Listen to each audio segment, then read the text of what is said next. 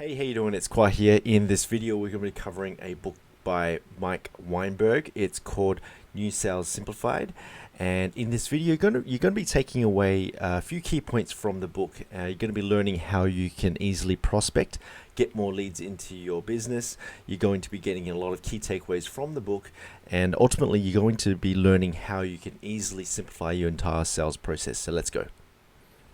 All right, so I initially came across this book on Amazon. So you can get the book for about $29.34. This is in Australia, and it was written back in 2012, right? So it's a pretty old book, but what really got my attention was the ratings. So there was a lot of ratings on this book. As you can see there, 1,077 ratings. A lot of people rated it, and it's got 4.5 out of 5 stars. So that was pretty good. It's available in Kindle, paperback, audio CD, and audiobook as well. So it's by Mike Weinberg. You can also download the free samples and just check out the reading. And it got a lot of pretty good testimonials. So a lot of the big authors such as Snap Selling, author of Smart Calling, all these other people who've done very well in terms of sales and also authors of sales have given testimonials. So that got my attention, and yeah, it got a lot of good customer reviews. I was reading the reviews. A lot of people said it's really good, basics, it's all covered, fantastic, so that was enough for me to go ahead and get a digital copy of the book. So that's it for the book there. So let's go into the takeaways. Alright, so this is the key takeaways of the book. So what I'm going to be covering now is some of the key things that I've learned from the book. I've gone ahead and I've highlighted some really good key points here. So on the left hand side, here's all the key points here. Sales is all about the fundamentals. It's all about the key things that you need to follow and execute on a regular basis in order to succeed in sales. He also says that I love sales. Sales is my passion. Specialty is new business development. Nothing energizes me more than helping salespeople improving inquiring customers. So he loves sales. 20 successful years in sales in order to write a book you're holding. So this book is a combination of 20 successful years that he's had in terms of sales. So that's really good. Salespeople do not operate in a vacuum. There are often cultural and environmental issues beyond their control that severely hamper the opportunity to acquire new pieces of business. So there's a lot of issues that impact the sales representatives. And it's out of your control. It's out of your control. You have to focus on what you can control when it comes to sales. The introduction. Sales is simple. Those who attempt to make it sound complicated are either confused themselves or trying to confuse others by creating a smokescreen to hide their lame effort and poor results. So he's talking about that a lot of sales representatives, they're not really good at sales. They're not really good. It really comes across as poor results. It's really poor results, and and a lot of sales trainers, they're making it really complicated. So sales is really simple. No one defaults to prospecting mode the way too many salespeople happily find every imaginable excuse to avoid picking up the phone. No one likes to admit it, but we all know sales is a numbers game. So a lot of sales reps, they don't want to pick up the phone. They don't want to prospect. They don't want to cold call, right? But the thing is that sales is a numbers game, and really you do have to pick up the phone. You do have to call people. You do have to smash through all those objections, right? So he summarizes once again, sales is simple. Why everyone wants it complicated is what confuses me. So Mike talks about that sales is really simple. It's not that complicated. Having spent the past decade leading consultant sales team, I've come to a painful conclusion that salespeople are ill-equipped to successfully attack the marketplace for your business. Most people employed in sales positions today have never truly had to hunt for new accounts or new business. So that's really good. A lot of sales representatives, they depend too much on inbound leads. They depend too much on other people bringing them leads. Not a lot of salespeople really admire the fact of going out there and going after the deals. It's difficult enough to get salespeople who buy into the value of prospecting to actually block a time and calendars to do it. So it's hard for salespeople to actually organize their time, to actually book a time on their calendar to prospect. So what I tend to do is I always block out 2 hours of my time every morning to just do prospecting, and that's what you should be doing as well. Blocking out a time on your calendar just to prospect and to always make sure that you are doing the most important things in your sales career, which is to find new business. Okay, so salespeople fail to develop new business because they're too patient or too slow to get into action. Top performers in sales don't wait for anyone. So ultimately, this summarizes that true salespeople, what they are is that they are proactive people. They're not reactive. They don't wait around for things to happen. They just go out there. They just do it. Okay. This is an industry where you have to be proactive. You have to take action. you can't be making excuses. You have to keep on taking action. And if you want to win in this business, you have to really take a lot of proactive steps every single day to get ahead. Waiting is the key ingredient for recipe, so you can't wait.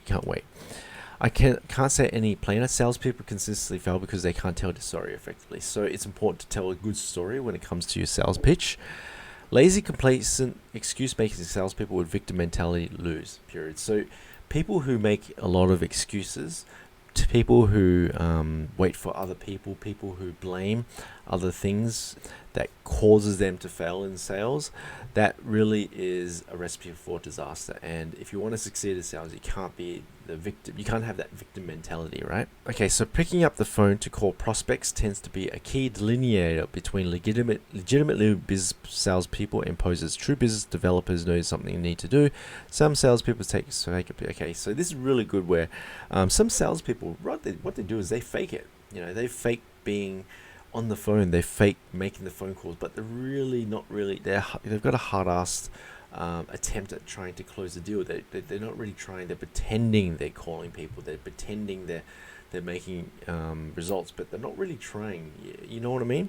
It's really easy to pretend that you're doing the work required, such as picking up the phone, try to call them, but not trying to bother in getting another meeting. I've seen it happen again. People buy from people they like. Sadly, people are trying to make a living in sales that are not very likable, and honestly, that's a problem. So there's a lot of salespeople that are not really likable.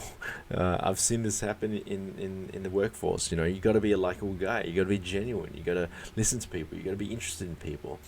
You got to be an honest person. You got to be a good person. People have to like you. But you come across it. There's a lot of assholes out there. So that's what he's trying to say.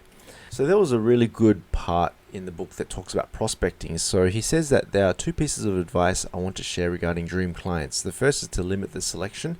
Pick just a handful, perhaps 4 to 5, that you add to your target list. Once they're named, stretch out a unique mini plan of attack for those targets. The key is to set aside a small percentage of time every week or two to advance a board downfield dream target account. So when you're prospecting, when you're trying to get big accounts, you need to segment your list. You need to segment your list in terms of the selection. You can't just go out there and just pick any account, pick any company. You have to make sure that these people are rightly targeted towards your product and service. So that's just a matter of just segmenting your list. He also recommends a book called High Profit Selling, Win the Sale Without Compromising on Price. So I'm going to check out this book and I'll do a book review on this one. He talks about phone handling skills and how to talk to prospects on the phone. And a lot of salespeople are scared of the phone, right? So to be honest, in this section, I was a bit hesitant in this section because the way he described how you should talk to people on the phone, I don't necessarily agree with it because it was just too wordy and it didn't have any empathy and it was just too scripted, and I don't feel that it was he knew. I mean, he's got experience in cold calling and talking to people, but I don't really agree with what he said there. He said it was just the way he said it. When you talk to people on the phone, that you can't just go ahead and just say some sort of script. It's like a robot, if you know what I mean. Like you're becoming a robot, and the script that he gave there just wasn't good. So I sort of like skipped this section there. It wasn't good. But the part that was good, how you sound is really important during a phone call. I probably won't win an award for that thought, but easy to forget that buyers instantly form opinions about you. Okay, so he's talking about tonality. Tonality is 100%, I totally agree, is very important when you talk to someone on the phone. They don't know you. They don't know your family. They don't know anything about you. The only thing they can hear is your tone of voice. And if your tone of voice isn't up to par, then they'll make all these weird assumptions and judgments about you. So you have to really get your tone of voice down to a T. No one defaults to prospecting. No one. So what he's talking about, a lot of salespeople, they do all these admin work, they do all these other things, but they don't want to prospect. And the thing is, prospecting is filled with just rejection, and no one wants to get rejected. And yes, you are in sales, you have to push past that rejection, but you do have to prospect. If you want to win at this game, you're going to prospect. So, typical, sales is a numbers game. We all know this. Most performing top salespeople are most active salespeople. So if you want to be a top salesperson, you got to be proactive. You got to be active. Sales is a numbers game. How many phone calls did you make? How many rejections did you get? How many appointments did you book? It's just a numbers game, and there is no such thing as a one call closer, no matter how hard you try. So that's really important to know that sales really is a numbers game. He also said that winners arrive early and tackle their highest priority items first thing in the morning. So when you go to work, you don't want to be just checking your emails first thing, talk to your co-workers, have a cup of coffee and all those type of things. You want to get the most important things done at the start of the day, which is prospecting. You want to be getting on the phones, talking to people, trying to book meetings and everything. Just get that done, get the hard stuff done during the morning.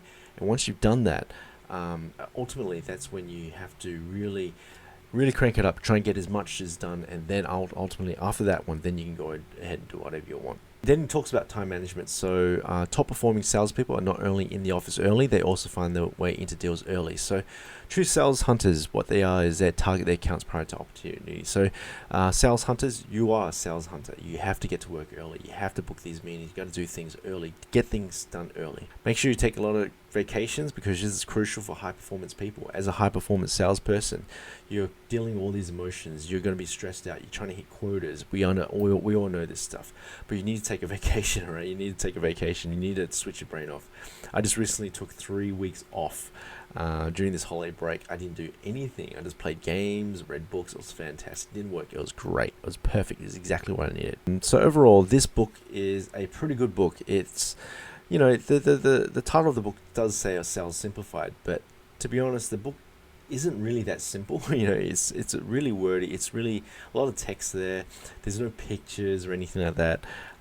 So to me, it doesn't really simplify sales, although it does say Sales Simplified. I think it's a really cool heading, but there's still like some complexity to it. And another point I need to say is that it's a very negative book. Mike is very negative towards salespeople. It's like he's been through the trenches quite a bit, and he's just frustrated with salespeople. And you can really feel that in the book. He keeps, he doesn't write from a point where he's encouraging salespeople or you should try to do this. There's no empathy, towards salespeople. It seems like he just doesn't like them. And I can really smell some of the egotistical part in this book where, he's better than other salespeople. When you come across these sales books, you can come across a lot of ego, right? So, it's not like those other really great books like Jeffrey Gitomer, where it's really funny and you can really feel the warmth in his writing. But this one, there's no warmth or anything like that. But anyway, if that's not a problem for you, and you do want to learn how to sell, I do still recommend the book. Go check it out.